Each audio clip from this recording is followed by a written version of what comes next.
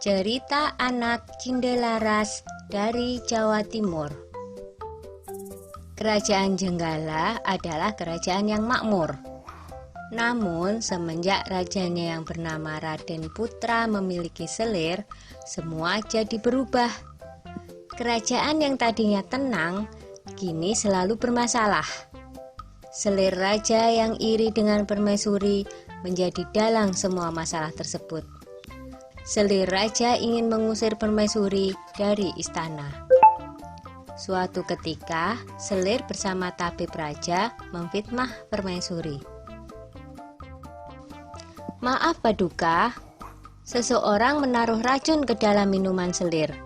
Tidak ada pelayan Paduka yang berani masuk ruangan ini kecuali permaisuri," kata tabib dengan meyakinkan. Raden Putra sangat terkejut dan marah mendengar itu. Ia memerintahkan patihnya untuk membuang permaisuri ke hutan. Untunglah Sang Patih adalah seorang yang bijaksana.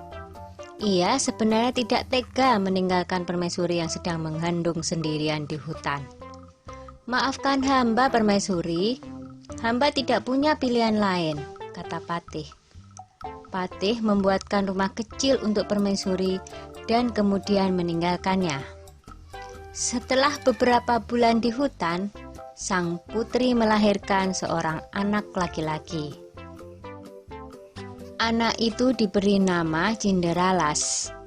Karena lahir dan tumbuh di hutan, Cinderalas berteman dengan binatang-binatang di hutan itu. Suatu hari, di saat asik bermain, seekor burung Raja Wali menjatuhkan sebutir telur. Cinderalas mengambil telur itu dan bermaksud menetaskannya. Tetapi secara ajaib, telur itu menetas menjadi seekor anak ayam. Cinderalas sangat menyayangi anak ayam itu. Kian hari, anak ayam itu tumbuh menjadi seekor ayam jantan yang gagah dan bersuara merdu. Kicauan seperti seekor burung yang tengah bersiul nyaring. Yang lebih mengejutkan adalah setelah bersiul nyaring, ayam itu berkokok. "Kukuruyuk, tuanku adalah Cinderalas. Rumahnya di tengah rimba, atapnya daun kelapa. Ayahnya Raden Putra." Cinderalas memperlihatkan ayam jantan itu kepada ibunya. Ibu Cinderalas yang mendengar kokok ayam itu akhirnya menceritakan asal-usul mengapa mereka sampai berada di hutan. Mendengar itu, Cinderalas bertekad mengungkap semua kejahatan selir raja ke istana. "Aku akan ke istana, Bu. Aku yakin kebenaran akan menang dan kejahatan akan mendapatkan hukuman yang setimpal." Setelah diizinkan oleh ibunya, Cinderalas berniat pergi ke istana membawa ayam jantannya. Dalam perjalanan, ada beberapa orang yang sedang mengadu kokok ayam mereka. Cinderalas kemudian dipanggil oleh orang-orang itu. "Ayo, kalau berani, adulah kokok ayam jantanmu dengan ayamku. Ayam siapa yang paling keras suaranya?" tantang orang itu. "Baiklah," jawab Cinderalas. Ketika diadu, ternyata ayam jantan Cinderalas berkokok lebih keras. Ia mengalahkan semua lawannya satu persatu. Ayam Cinderalas tak terkalahkan. Berita tentang kehebatan ayam Cinderalas tersebar dengan cepat hingga terdengar oleh Raden Putra. Raden Putra penasaran dengan kokok ayam milik Cinderalas. Ia menyuruh Hulu Balang untuk mengundang Cinderalas ke istana. "Hamba menghadap Paduka," kata Cinderalas dengan santun. "Anak ini tampan dan cerdas.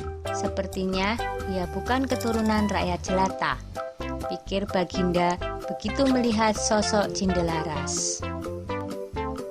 Raden Putra menjelaskan maksud hatinya mengundang Cinderalas ke istana. Raden Putra menantang untuk adu kokok ayam. Cinderalas mau memenuhi tantangan Raden Putra dengan satu syarat. Jika ayamnya kalah, maka ia bersedia mengabdi mengurus ayam Raden Putra seumur hidupnya.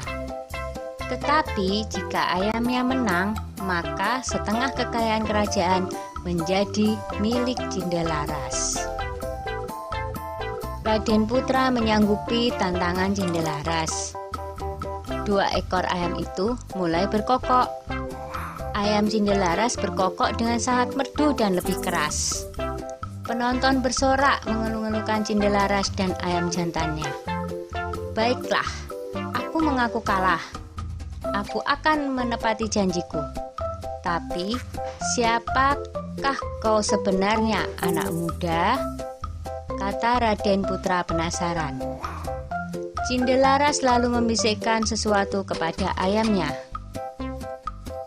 Tak lama kemudian, ayam jantan Cindelaras berkokok keras.